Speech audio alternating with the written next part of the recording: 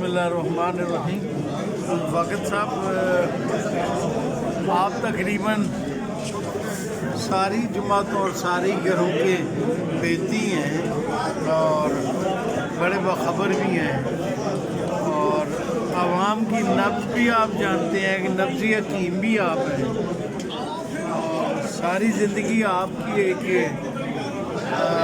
Public کے ادارے میں گزری، اور یقینی طور پر جو ساری زندگی جس کی پبلک میں گزری ہو 30-35 سال، اور پبلک کی پلس پہ جس کی انگلیاں ہوں، وہ سمجھتا ہے کہ آنے والے وقت میں مریض کی ریکوائرمنٹ کیا ہے اور مریض کو بیماری کیا ہے۔ میرے خیال میں پی ٹی آئی جو ہے وہ ایک جماعت کے ساتھ ایک امید لے کے آئی تھی اور لوگوں نے اعتماد کیا، لیکن وہ بیماری کا روپ دھار چکی ہے،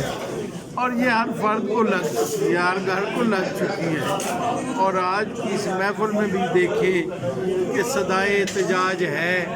کہ آج 50 روپے کلو گھی مہنگا، 10 روپے لیٹر پیٹرول مہنگا۔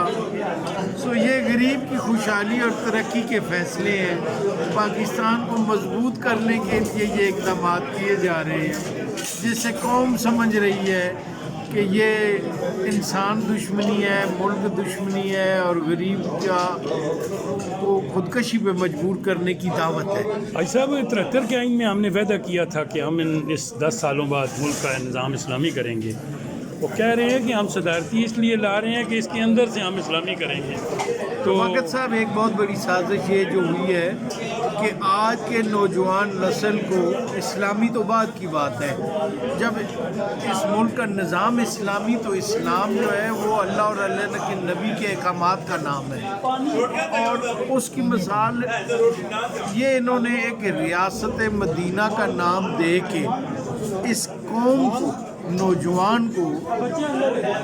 اگر یہی پیغام دینا تھا کہ ریاست مدینہ اس قسم کی اسٹیٹ اور اس قسم کے حالات کا نام ہے، یا اس وقت بھی اس طرح کے تھے، تو میں سمجھتا ہوں کہ یہ وہ جو حقیقی تصور ریاست مدینہ کا ہے اسے مسخ کرنے کی ایک سازش ہے۔ ملک صاحب، انشاءاللہ آپ سے پھر ملاقات ہوگی۔ بہت بہت مہربانی۔